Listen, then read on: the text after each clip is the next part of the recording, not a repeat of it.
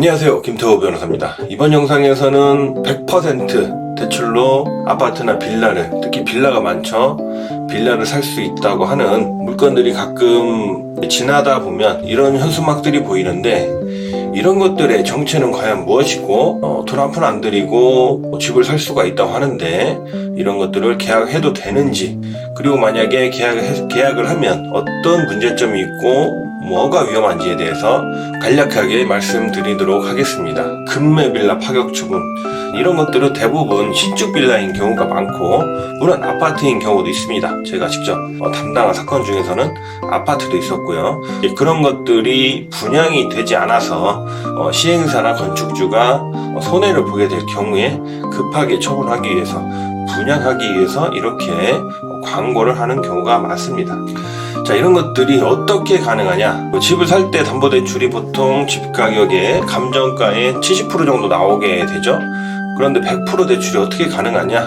그것은 바로 업계약서이기 때문입니다. 집 가격보다 더 비싸게 계약서를 쓰는 거죠. 예를 들어서 가격이 3억인데 계약서에는 4억이라고 쓰는 겁니다. 그러고 나서 은행에 이 4억짜리 계약서를 내서 3억을 대출받는 것이죠.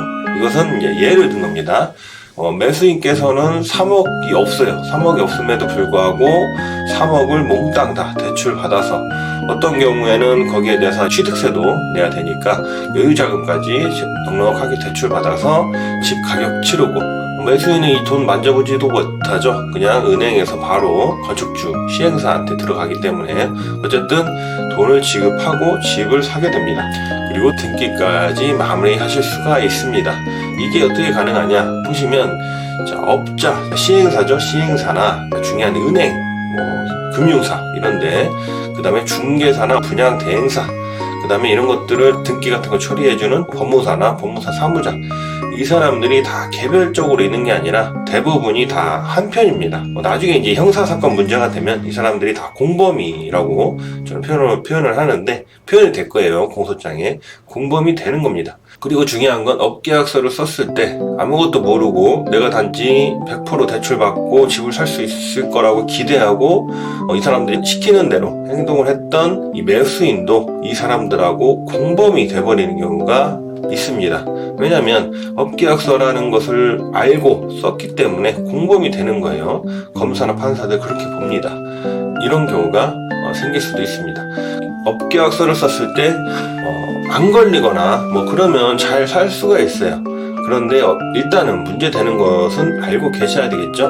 이런 게 문제가 됐다면 아마 업계약서를 쓰실 분들은 안 계실 걸로 알고 있는데, 간단히 말씀드리겠습니다. 일단 알아야 되니까. 가장 먼저 부동산 거래신고법상 과태료를 받게 됩니다. 취득가액이 5%니까 1억이면 500만 원이죠. 그리고 집 가격이 예를 들어서 3억이다. 그러면 1,500만 원, 4억이다, 2천만 원. 이것도 상당한 금액입니다.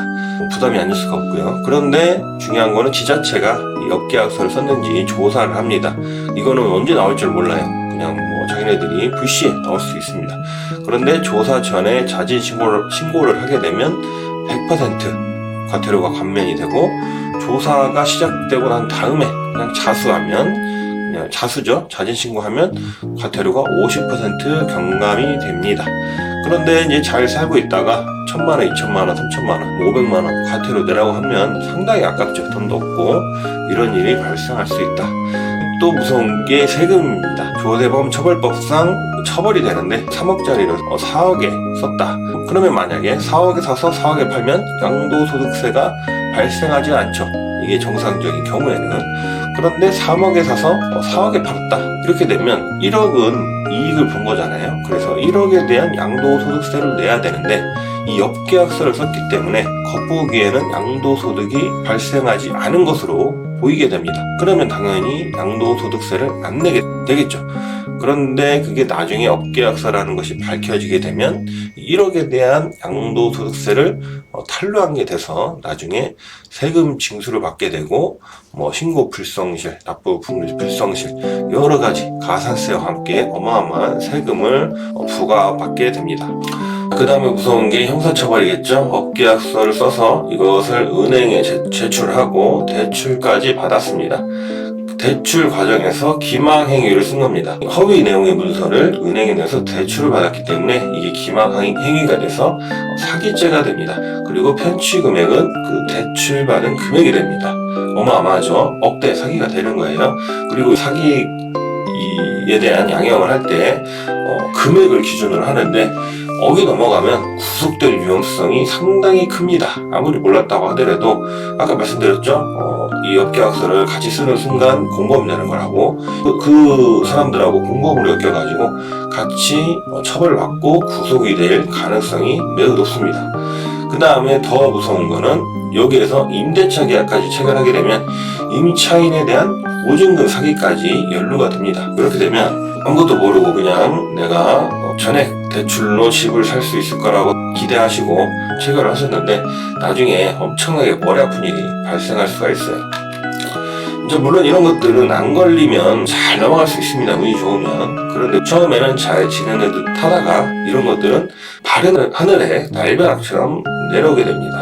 내가 그냥 잘 살고 열심히 노력해서 대출금 잘 갖고 살고 있었는데 어떤 계기든 그거는 예상을 할 수가 없어요. 사람 인생을 할 수가 없기 때문에 어떤 계기든 간에 이런 날벼락 같은 아까 말씀드린 뭐 과태료 이건 아무것도 아니에요. 세금, 양도소득세, 탈루하는 거, 그 다음에 대출 사기, 보증금 사기 이런 것들이 날라와서 잘 살고 있던 평범한 사람이 구속될 위기에 처하면 정말 멘탈이 아마 견뎌내지 못하실 겁니다. 웬만하신 분들은. 그래서 내가 아무리 돈이 없고 저렴한 가격에 내 돈 안 들이고 집을 사고 싶다 하시더라도 이런 업계약서는 절대 하지 마시기 바랍니다.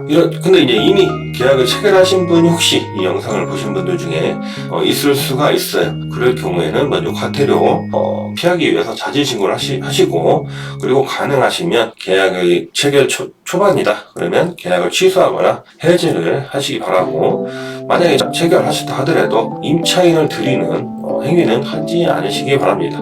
왜냐하면 본인이 3억에 사놓고 4억에 산 것처럼 계약을 한 거기 때문에 4억짜리 집인 것으로 믿고 임차인이 들어오게 되면 이 임차인은 보증금을 손해볼 위험성이 큽니다. 그래서 임대차 계약은 절대 하지 마시고 그 다음에 대출 사기가 또 촉발될 수 있기 때문에 혹시 뭐 경매나 이렇게 넘어가면 그 은행의 어떤 다른 임원이나 이런 분들이 또 감사팀이나 이런 사람들이 이 대출을 문제 삼을 수가 있어요.